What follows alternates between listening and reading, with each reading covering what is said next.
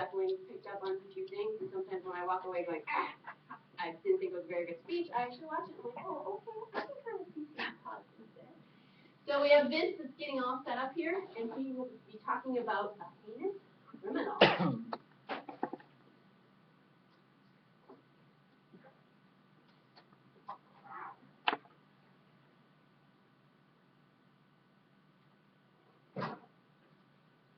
Morning, everyone. Morning. Morning. Good morning. Today we're going to be talking about horrible things, evil violence.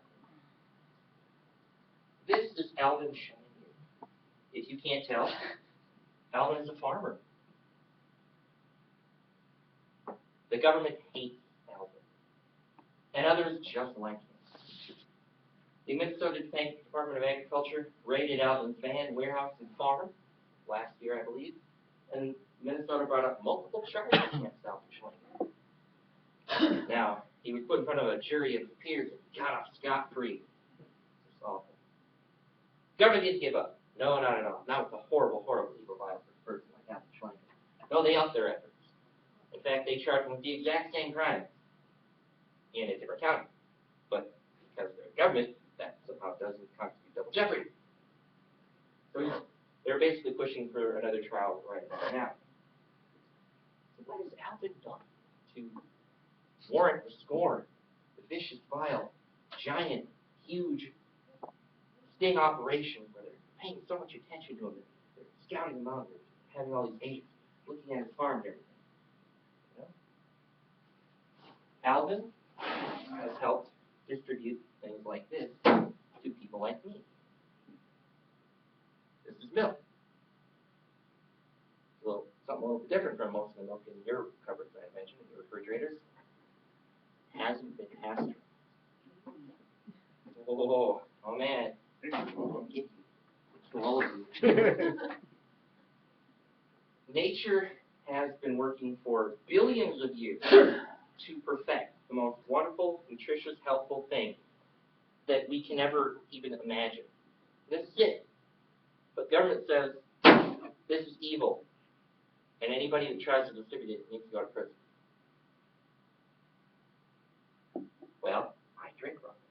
I give raw milk to my 1-year-old child. Really healthy. Benefits of raw milk. Cooking anything, even if it has benefits to being cooked, cooking anything breaks down some of the nutrients. In milk specifically, it breaks down a lot of vitamin C, vitamin B6, and a lot of the proteins. Now, when I say break it down, I basically mean it turns into a soupy mush that your body can't really absorb, so it just kind of passes through. Doesn't mean it's poison or anything, it just means it's unuseful. Tolerance. Who here knows anybody who has some level of intolerance of milk? Well, even though almost everyone raised their hand, a lot of people who aren't white have a lot more problems with it. Anyway, so when it comes to tolerance, a strange thing is that a very large percentage, in fact the majority of people who have issues with milk, pasteurized milk, don't have an issue with raw milk. Mainly because it still has the enzymes. The enzymes aren't broken down.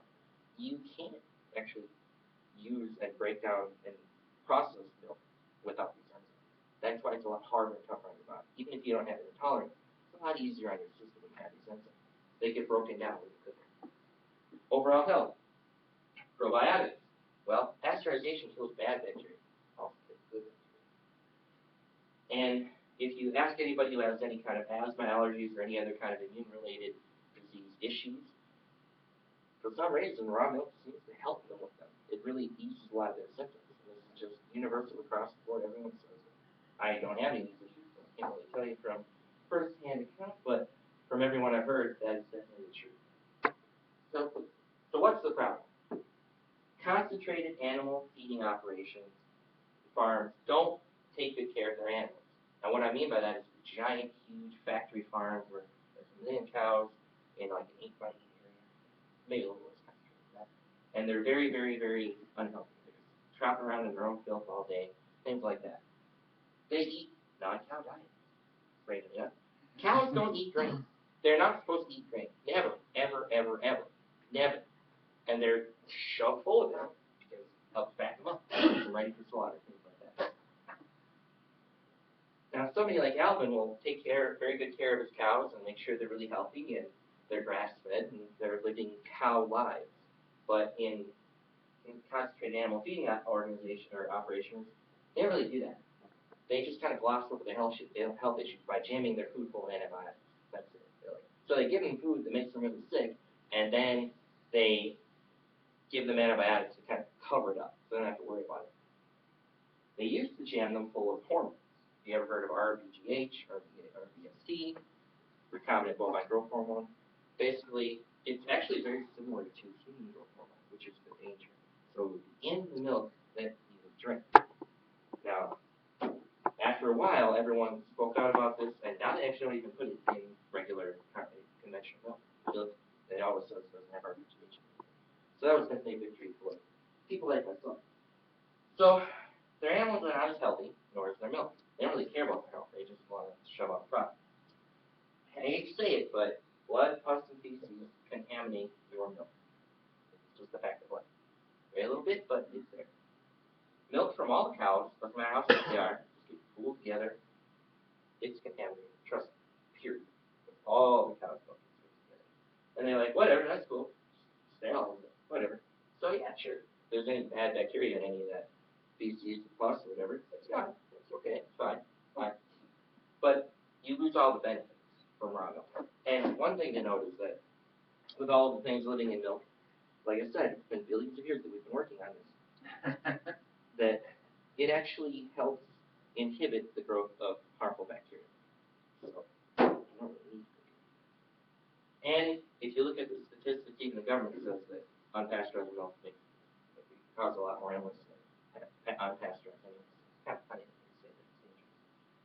And concentrated animal feeding operations cannot compete with Alvin. They can't do it. They can't give the animals the attention that they deserve. They can't do it. So they just take their money and they throw it at the government and say, squelch my competition. So they do. So, heinous criminal indeed. What makes a food criminal in America? Well, you have to perform some kind of a service that the money interests absolutely can't, and they can't compete with you. The government will come after you very, very hard. They will not stop because, well, they got rules, and those rules were instigated by the people who control the organizations that are meant to regulate industry. So basically, we all need to learn about something called regulatory capture. What that means is that the industries that are supposed to be regulated by something like the FDA or whatever actually start to run the FDA. And oftentimes they were the ones that push for the regulation so that they can control their competition.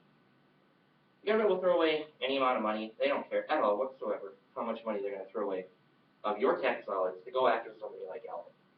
You know, hey, why go after things that we all know are actually harmful? Something like cigarettes, alcohol, GMOs, or all the additives, toxins that we put into our food. Why go after any of those actually harmful things when we can go we can go after the most super evil, horrible thing in the world, which is money.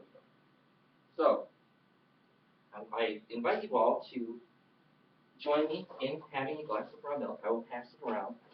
Of course, that's if you're not afraid, right? Come on, conquer your fear. That's all I got for you.